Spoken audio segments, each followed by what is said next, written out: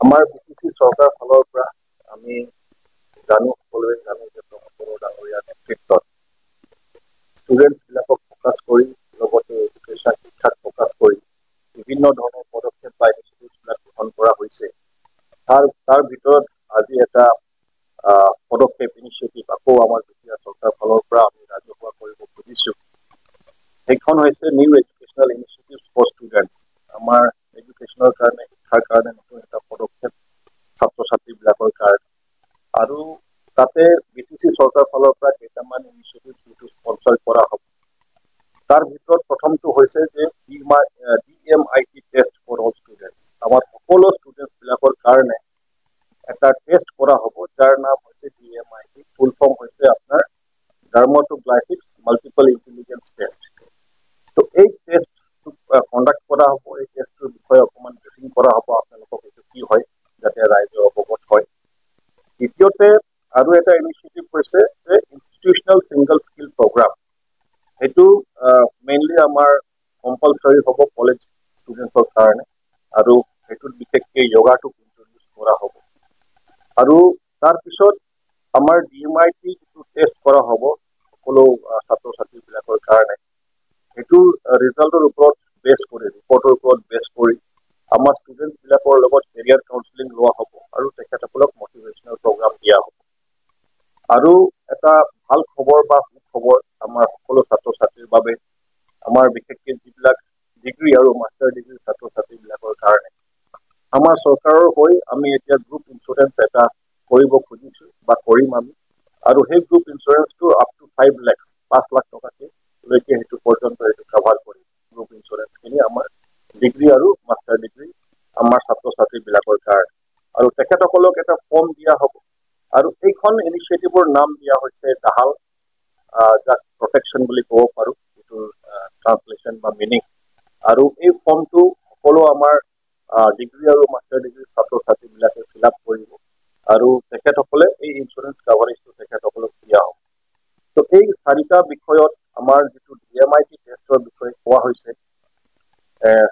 ডাৰ্মাটোগ্লাইফিক্স multiple intelligence test, সেইটোৰ বিষয়ে অকণমান ব্ৰিফিং কৰিব খুজিছোঁ। সেইটো হৈছে যে এজন ল'ৰা বা ছোৱালী জন্ম হোৱাৰ পিছত তাৰ কি কি জন্ম হোৱাৰ পৰাই এটা ইনবৰ্ণ কোৱালিটি বা ইনেট এবিলিটিজবিলাক থাকে, কোৱালিটিজবিলাক থাকে, সেইটো কি কি আছে তেখেতৰ, সেইটো মানে ডায়গন'জ কৰা যায় বা সেই টেষ্টৰ জৰিয়তে ফিংগাৰ প্ৰিণ্টটো লোৱা হয়। ফিংগাৰ প্ৰিণ্টৰ জৰিয়তে সেই পেটাৰ্ণটো দি আণ্ডাৰষ্টেণ্ড বা বুজিব পৰা যায় যে তেখেতৰ কি কি ইনবৰ্ণ কোৱালিটি বা ইনেট এবিলিটিজ আছে, যিটো জন্মগতৰ পৰা তেখেতৰ এটা দক্ষতা আছে বা স্কিল আছে।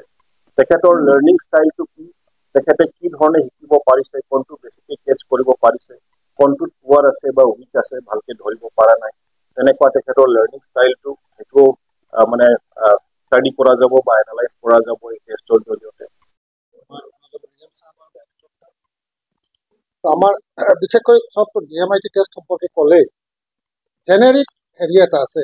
DMIT টেষ্টত একচুৱেলি কিছুমান এইটো কমাৰ্চিয়েল কৰে, বাট BTCত এইটো কমাৰ্চিয়েল নহ'ব। আমাৰ ইয়াতে দুখীয়া যিহেতু বেছি, আৰু আমাৰ প্ৰমোদ বড়ো ছাৰে এইখিনি তেওঁ নিৰ্দেশ দিছে যাতে এইটো কোনো ধৰণৰ এক্সপেণ্ডিচাৰ নহয়, যি কৰিব লাগে চৰকাৰে কৰিব।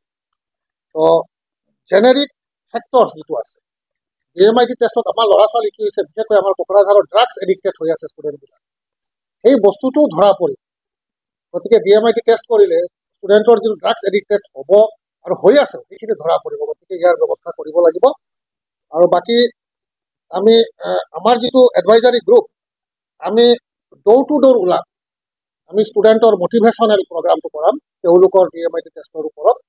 ইতিমধ্যে আমি ডেট ফিক্স কৰিছোঁ। ইনিচিয়েলি আমি হেড অফ দ্য ইনষ্টিটিউচনত যোগাযোগ কৰি কোকৰাঝাৰত আমাৰ 4 তাৰিখে হ'ব।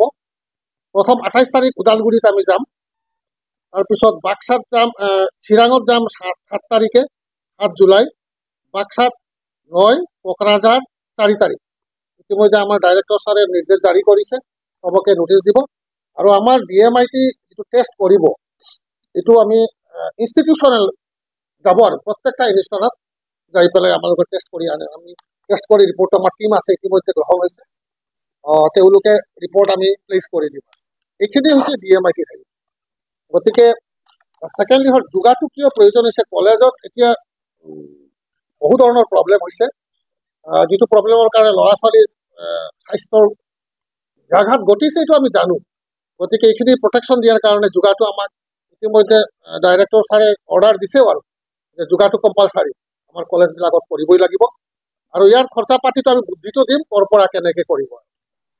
থাৰ্ডটোতো যিটো আমাৰ ইঞ্চুৰেঞ্চ, যিটো ইঞ্চুৰেঞ্চৰ কি কি ছেক্টৰত এইটো কি কি আছে